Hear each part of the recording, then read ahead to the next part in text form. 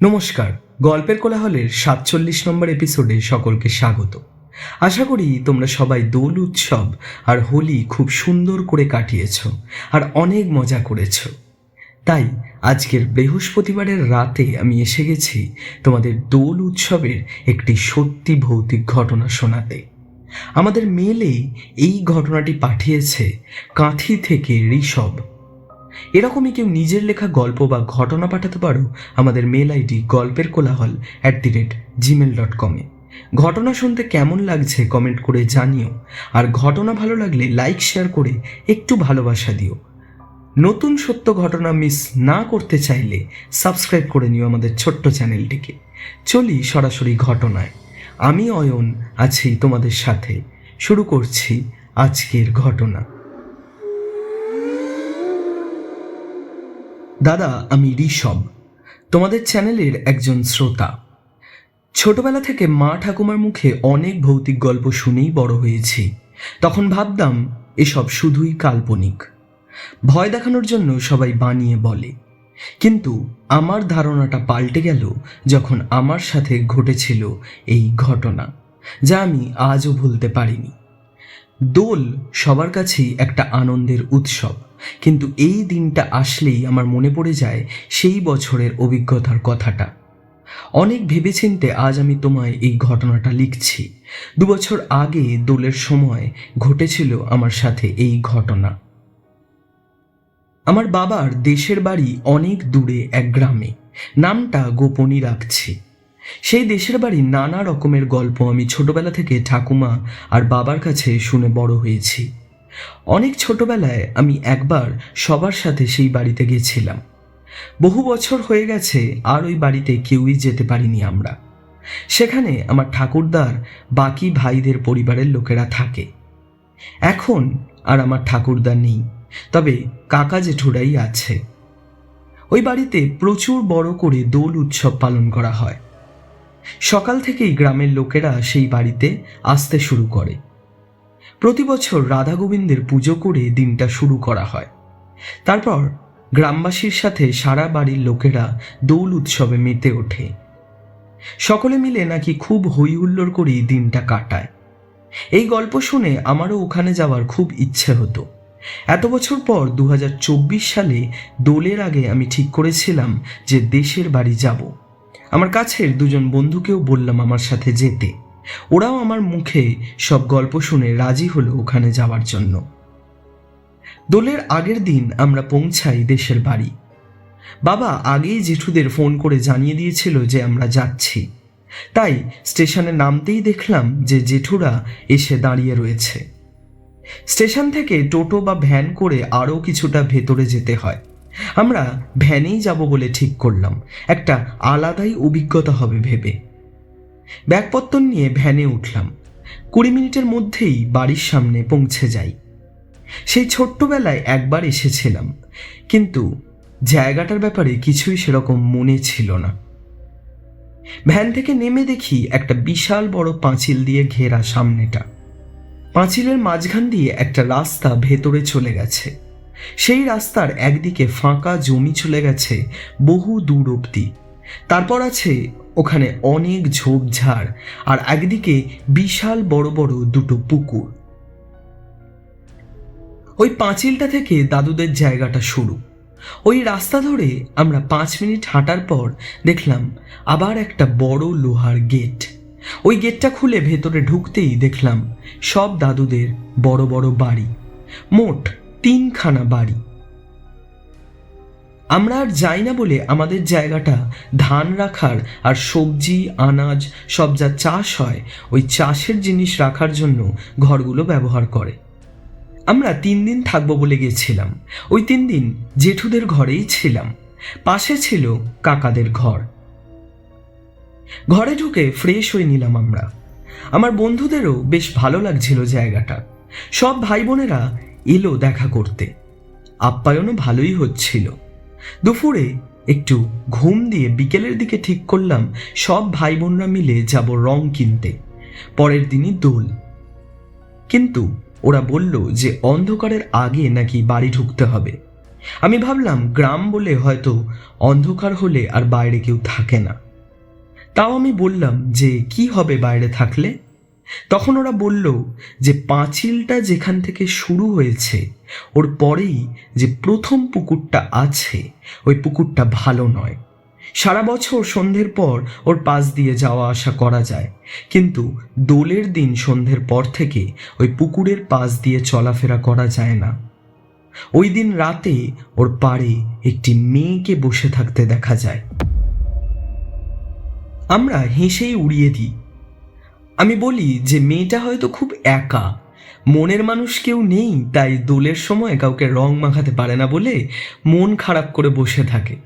এবারে না হয় আমি মেয়েটার মন ভালো করে দেবো। আমাদের মধ্যে বিক্রম, সুমন আর আমরা তিনজনই সিঙ্গেল। যদি কাউকে পছন্দ হয় এখানেই বিয়েটা সেরে যাব। ওরা আমাদের মুখের দিকে তাকিয়ে রইল, তারপর বলল যে এটা নিয়ে মজা না করতে। আর আমরা যেন এই 3 দিন অন্ধকার হলে ওই পুকুরের দিকে একদমই যেন না যাই। বিকেলে রং কিনে নিয়ে আমরা ফিরছি, তখনই আমি সেই প্রথমবার ভালো করে পুকুরটার দিকে তাকালাম। পুকুরের জল থমথমে ছিল তখন, জায়গাটাও শুনশান। হঠাৎ চোখ পড়ল পুকুরের ঠিক ওই পারে একটি মাঝবয়সী মেয়ে দাঁড়িয়ে রয়েছে। আমার চোখটা আটকে গেল। দেখলাম মেয়েটা আমারই দিকে দেখছে। ঘন কালো লম্বা চুল কোমর অবধি, পরনে সাদা রঙের একটি চুড়িদার, ফর্সা রং, কি সুন্দর তার রূপ। বিক্রমের ডাকে আমার হুঁশ এলো। দেখলাম ওরা অনেকটাই এগিয়ে গেছে। তখনই পুকুরটার দিকে তাকাতেই আর ওই মেয়েটিকে দেখতে পেলাম না। হাঁটতে হাঁটতে বাড়ি চলে গেলাম। পরের দিন সকালে রাধা গোবিন্দের পুজো দিয়ে সকালটা শুরু হলো। স্নান সেরে নিয়ে বাড়ির লাগোয়া ছোট্ট একটা রাধা গোবিন্দের মন্দিরে পুজো দেখার জন্য আমরা গেলাম। পুজো দেখছি ঠিকই, কিন্তু আমার মন পড়ে আছে সেই মেয়েটির দিকে। যতটুকু তাকে দেখেছিলাম আমার চোখ যেন আটকে গেছিল তার রূপে। মনে মনে ভাবছিলাম যে আজ যদি সে রং খেলতে আসে তাহলে তার নামটা জানতে চাইব। এসব ভাবছিলাম, এরই মাঝে পুজো শেষ হয়। এবার পোশাক ছেড়ে আমরা সাদা পাঞ্জাবি পরলাম। আমার খুব শখ ছিল এবারে সাদা পোশাক পরে রং খেলব। এরপর দোল খেলা শুরু হলো। বড়দের পায়ে আবির দিয়ে রং মাখামাখি শুরু হলো। হঠাৎ আমার ছোট বোন এসে আমায় বলল যে একটি মেয়ে আমায় ডাকছে ওই পুকুরের দিকে। আমি ভাবলাম হয়তো সেই মেয়েটি। আর কিছু না ভেবে আমি চলে গেলাম ওই দিকে। আমার একবারও মাথায় এলো না যে বোনেরাই আমায় যেতে বারণ করেছিল ওই পুকুরের দিকে, আবার বোনই আমায় যেতে বলছে। আর একটা জিনিসও আমার মাথায় আসেনি যে মেয়েটি তো আমার নাম জানে না, আমায় ডেকে পাঠাবে কি করে। এসব কিছু না ভেবে আমি পুকুরের দিকে গেলাম। গিয়ে দেখি কেউ কোথাও নেই। পুকুরের সামনে দাঁড়িয়ে আছি। হঠাৎ মনে হলো পেছনে আমার কেউ দাঁড়িয়ে রয়েছে। পেছন ঘুরতেই দেখি কিচ্ছু নেই, কিন্তু আমি রাস্তায় দেখলাম প্রচুর লাল আবির ছড়ানো। এখানে তো কোনো রং খেলা হচ্ছে না, সব ভেতরে। তাহলে এত আবির এলো কোথা থেকে? আমি আর একা ওখানে না দাঁড়িয়ে যখন বাড়ির দিকে যেতে যাব, তখনই কি মনে হলো পুকুরটার দিকে তাকালাম। দেখলাম পুকুরের জলটা হালকা নড়ছে। আর হঠাৎ দেখলাম সেই মেয়েটি ওই পারে দাঁড়িয়ে আমায় দেখছে। এবার সে আমায় হাত নাড়িয়ে ডাকছে। আমি কিরম যেন অবশ হয়ে গেলাম। আস্তে আস্তে এগিয়ে যেতে লাগলাম। মেয়েটির দিকে তাকিয়ে যেতে গিয়ে লক্ষ্যই করিনি যে আমি পুকুরের সামনে চলে এসেছি। পা ফসকে পুকুরের মধ্যে পড়ে যাচ্ছি, তখনই বিক্রম আমার হাতটা চেপে ধরে। ও রাগারাগি করতে শুরু করে। আমি কাউকে কিছু না বলে একা এখানে কি করছি, আর সব থেকে বড় ব্যাপার আমি সাঁতার না জেনে পুকুরে কেন নামছিলাম। এসব জানতে চাওয়াতে আমি ওকে সব বলি। ও কোনো মেয়েকেই দেখতে পায় না আশেপাশে। সব ভুলভাল বলে আমায় ভেতরে নিয়ে যায়। যখন ভেতরে ঢুকি আমার মুখে কোনো রং ছিল না, কিন্তু সুমন বলল আমার সাদা পাঞ্জাবির পেছনে নাকি একটা হাতের ছাপ, আর সেই ছাপটা লাল রঙের। কোথা থেকে সেই ছাপ এলো আমি কিছুই বুঝতে পারি না। বাড়ির লোককে এসব কিছুই বলি না, সবার সাথে রং খেলায় মেতে উঠি। দুপুরে যখন স্নান করার জন্য পাঞ্জাবিটা খুলি, দেখি পাঞ্জাবিতে লাল রঙের হাতের ছাপ। সেই ছাপটা ফুটে উঠেছে ভালোই। অনেক কাচার পরেও ওই ছাপটা তুলতে পারি না। ভাবি পাঞ্জাবিটা ফেলে দেবো। স্নান সেরে যখন টাওয়েলটা পরে ঘরে জামাটা নিতে ঢুকি, বিক্রম আর সুমন দুজনই বলে যে আমার পিঠে নাকি জামার মতনই ওই লাল রঙের বড় হাতের ছাপ ফুটে উঠেছে। আমি সঙ্গে সঙ্গে আয়নাতে গিয়ে দেখি সত্যি ওই এক হাতের ছাপ। আমি বিক্রমকে বলি আমার সাথে বাথরুমে গিয়ে ওই রংটা তুলতে পিঠ থেকে, কিন্তু অনেক ঘষার পরেও সেই দাগ ওঠে না, বরং সারা পিঠ চিড়ে গিয়ে রক্ত বেরোতে শুরু করে। আমরা কিছুই বুঝতে পারি না, বড়দের জানাই। কাকিমা পিঠে ওষুধ লাগিয়ে দেয়, কিন্তু সবাই ভয় পেতে শুরু করে। ওই পাড়ায় একটা বড় রাধাকৃষ্ণের মন্দির রয়েছে, সেখানে ধুমধাম করে দোল উৎসব পালন করা হয়। দোলের দিন সারা পাড়ার লোকেদের সেখানে নেমন্তন্ন থাকে। বাড়ির সবাই সেদিন সন্ধেবেলায় সেখানে যায়। সেবারেও তারা যাবে বলে সবাই সন্ধেবেলায় তৈরি হচ্ছিল। জেঠু আর কাকারা আমাদেরকে যাওয়ার জন্য অনেকবার করে বলছিল, কিন্তু আমার সেখানে যেতে একদমই ইচ্ছা করছিল না। আমার বন্ধুরা বলল যাবে, কিন্তু আমি যাব না বলি। সবাই একটু অদ্ভুতভাবেই আমার দিকে দেখে। ঠাকুরের জায়গায় হঠাৎ করে আমি যেতে চাইছি না কেন এই ভেবে। ভাই বোনেরাও অনেক করে বলে, আমি তাও রাজি হই না। বিক্রম বলে যে ওই পুকুরের পাশ দিয়ে তো সন্ধ্যের পর আর যাওয়া আসা করা যায় না, তাহলে সবাই যাবে কি করে। কাকা বলে যে বাড়ির পেছন দিক দিয়ে একটি রাস্তা আছে, যেটা পাড়ার মন্দিরের কাছে গিয়ে মেশে। সবাই মিলে ওরা ওই রাস্তা দিয়েই যাবে। একা আমায় বাড়িতে রেখে যাবে না বলে বিক্রম আর সুমনও আমার সাথে থেকে যায়। বাড়ির বড়রা বলল যে আমরা যেন বাড়ি থেকে না বেরোই, আর ওই পুকুরের ধারে কাছে একদম যেন না যাই। সবাই চলে যায়, বাড়ি ফাঁকা হয়ে যায়। আমরা তিনজন তখন গল্প করছিলাম। অনেকটা সময় পেরিয়ে যায়। হঠাৎ দরজায় খটখট করে শব্দ হয়। ভাবি হয়তো সবাই ফিরে এসেছে। আমি দরজাটা খুলতে যাই। দরজাটা খুলে দেখি কেউ নেই, কিন্তু আমি দেখতে পাই দূরে সেই মেয়েটি দাঁড়িয়ে রয়েছে, আমায় ডাকছে। মেয়েটির মুখটা কি মায়াবী। আমি ঘর থেকে বেরিয়ে পড়ি।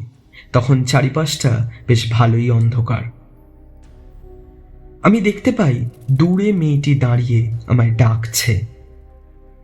আমি যাচ্ছিলাম ওরই দিকে, কিন্তু হঠাৎ করেই কিছুটা পথ এসে মেয়েটিকে আর দেখতে পাই না। কোথায় যেন মিলিয়ে যায়। আমি খেয়াল করি আমি পুকুরের সামনে এসে দাঁড়িয়ে রয়েছি। পুকুরের জলটা স্থির হয়ে রয়েছে। ঠান্ডা হাওয়া বইছে চারিদিকে। আবহাওয়াটা বেশ ভালোই লাগছিল। ভাবলাম একটু পুকুরের ঘাটেই বসি। সিঁড়িতে বসে পড়লাম, পাটা জলে ডুবিয়ে। কিছুক্ষণ পর হঠাৎ খেয়াল পড়ল যে আমি ওদের তো কিছু না বলেই চলে এসেছি। ফোন করে ওদেরও ডেকে নেবো ভাবলাম, তাই ফোনটা বার করে ফোন করতে যাব। ঠিক তখনই মনে হলো পায়ে যেন কিছু ঠেকছে। পাটা হালকা সরাই। আমি অনুভব করি যে পায়ে নরম নরম কিছু একটা ঠেকছে জলের ভেতরে, আর সেটা সুরসুর করছে। অন্ধকারে বুঝতে পারি না। ফোনটা হাতেই ছিল। ফ্ল্যাশটা জ্বালাতেই দেখি পায়ের সামনে কালো মতো কি যেন একটা ঘুরছে জলের ভেতরে। আলোটা পায়ের কাছে নিয়ে যেতে দেখি এক গোচ্ছা লম্বা কালো চুল জলে ভাসছে ঠিক আমার পায়ের সামনে।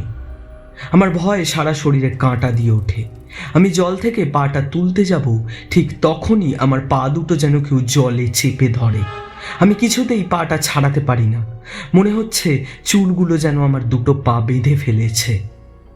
কি জোর জলের নিচে টানতে শুরু করেছে আমার দুটো পা ধরে। হঠাৎ এক ঝটকায় আমাকে জলের ভেতরে নিয়ে চলে যায়। আমি সাঁতার জানতাম না, তাই কাটতে পারি না। হাত পা ঝাপটাতে শুরু করি। জলের মাঝখানে আমি ডুবে যেতে থাকি। কিছুতেই পাড়ের দিকে আসতে পারি না। পা দুটো তখনও সেই চুল দিয়ে বাঁধা, নাড়াতে পারি না। জলের তলায় টান ছিল আমাকে। আমার মুখটা জলের ভেতরে যেতেই আমি দেখি জলের তলায় যেন একটা আলোর মতো আভা পড়ছে, আর সেই আভাতে দেখি মেয়েটিকে। তার বড় চুল দিয়ে আমার পা দুটো ধরে রেখেছে। আর কি বিভৎস তার চেহারা, শরীরটা কি বিভৎস ফোলা, কালো হয়ে গেছে গোটা শরীর, পচে গেছে, মুখ থেকে খসে খসে পড়ছে চামড়া, আর চোখের সাদা অংশর মাঝে কালো দুটো হলুদ গর্ত। আধপচা দাঁতগুলো বার করে আমার দিকে তাকিয়ে হাসছে। আমার মুখের সামনে ওর মুখটা নিয়ে আসতেই আমার আর কিছু মনে নেই। আমার যখন জ্ঞান ফেরে আমি দেখি বিছানায় শুয়ে। তখন সকাল হয়ে গেছে। আশেপাশে দেখি বাড়ির সবাই বসে আছে। আমি আস্তে আস্তে উঠে বসি। বিক্রম বলে যে দরজা খুলতে গিয়ে আমি যখন আর ঘরে আসি না, ওরা তখন দরজার কাছে এসে দেখে যে দরজাটা হাঁ করে খোলা, আর আমি কোথাও নেই। তারপর দৌড়ে পুকুরের কাছে আসতে ওরা আমার ফোন পায়, আর জলের দিকে তাকিয়ে দেখে জলটা নড়ছে। সঙ্গে সঙ্গে বাড়ির লোককে সুমন খবর দেয়, আর বিক্রম আমাকে তোলার চেষ্টা করে। তারপর ওরা আমাকে জল থেকে তোলে। তখন আমার কোনো জ্ঞান ছিল না। আমি তারপর বাড়ির সবাইকে জানাই দোলের আগের দিন থেকে যা যা ঘটেছিল আমার সাথে। বোন বলে যে সে নাকি আমাকে বলেইনি পুকুরের দিকে যেতে, বরং ওরাই বারণ করেছিল প্রথম থেকেই। তারপর জেঠু বলে যে ওই পুকুরটা অভিশপ্ত। 2 বছর আগে নাকি ওই পুকুর থেকে দোলের পরের দিন একটি মাঝবয়সী মেয়ের মৃতদেহ পাওয়া যায়। সে কিভাবে মারা গেছিল কেউই তা জানে না। তারপর ওই পুকুর কেউ ব্যবহার করে না। দোলের রাতে নাকি অনেকেই দেখেছে যে পুকুরের সামনে সেই মেয়েটিকে ঘোরাফেরা করতে, তাই দোলের দিন ওই দিকে কেউ যায় না। এরপর আমরা পরের দিন সেখান থেকে বেরিয়ে বাড়ির উদ্দেশ্যে রওনা দিই। আজও দোল এলে দাদা ওই দিনটার কথা আমার খুব মনে পড়ে যায়। ঋষভ, খুব ভাগ্য ভালো তোমার যে কোনো বড় ক্ষতি হয়নি। খুব ভয়ানক অভিজ্ঞতা হয়েছিল তোমার সাথে। অসংখ্য ধন্যবাদ আমাদের চ্যানেলে তোমার জীবনের এই ঘটনাটি পাঠানোর জন্য। শ্রোতা বন্ধুরা, জানাও তোমাদের কেমন লাগলো আজকের ঘটনাটি, আর লাইক শেয়ার করে একটু সাপোর্ট করো আমাদের ছোট্ট চ্যানেল গল্পের কোলাহলটিকে, আর সাবস্ক্রাইব করতে কিন্তু ভুলো না।